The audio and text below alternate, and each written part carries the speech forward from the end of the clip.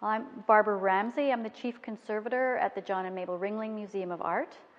We're about to start conservation work on this large painting, the Watermelon Regatta. The work is from the early 1700s, and it's been through a lot.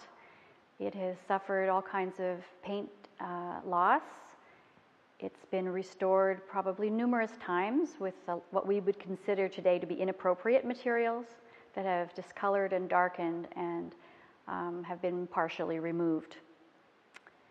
The first thing we have to do is to do complete documentation of the work. We examined it very closely and completed a condition report and then provided a treatment proposal outlining the stages in the conservation treatment. So once the condition report is done, then we did very detailed photography to document the condition of the painting in its present state. We did photographs in normal light, raking light, under ultraviolet induced visible light, and I'm not sure that we did the infrared examination as yet, but there are various techniques that we use to illustrate the condition.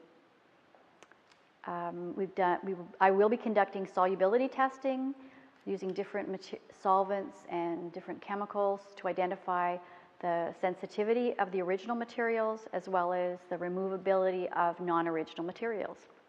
So we'll be able to determine exactly what can be done with this painting, and it looks like we should be able to remove surface grime, dirt that covers the surface, discolored varnish that still remains. A lot of old overpaint has been removed already, and that there still is some discolored overpaint that we would like to try to remove as well. As long as all of the paint is very stable, then we would be applying a new varnish coating and a nice stable material which won't discolor in the future and will be readily removable if necessary. Any losses in the paint film will be filled, and then we will start the in-painting process. And this involves mixing our paint with dry pigments and an appropriate medium, and using very fine brushes, matching the colors exactly in each area, and just applying the paint so that we can reintegrate the composition. How time intensive is this process? It takes many, many hours to do it properly, and that's what we intend to do. This is the kind of work that some conservators are very detail-oriented and become very much involved in the work that they're doing. So we will take the time that it needs to do it properly. And the painting will be treated over a period of many months, and hopefully we'll be able to either have it on display in the galleries or here in the conservation lab, and people will be able to come by and look through the windows. And we hope to have some didactic materials just to illustrate, indicate what kind of treatments we've been carrying out and give people more information on the conservation process. There are different terms that you will hear. There's restoration and conservation. Restoration is a more traditional term, a more general term that refers to work done on a work of art or an object to make it look better and restore it to a former appearance.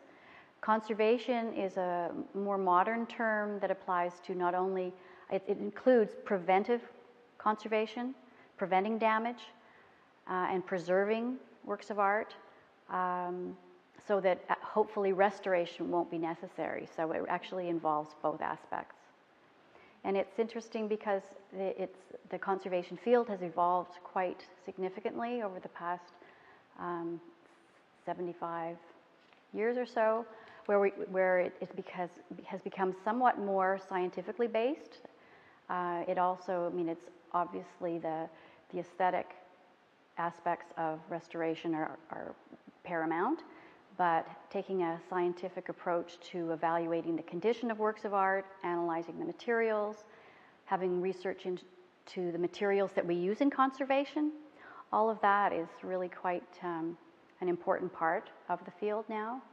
And almost any major treatment we undertake would involve both the preventive conservation as well as the restoration aspects.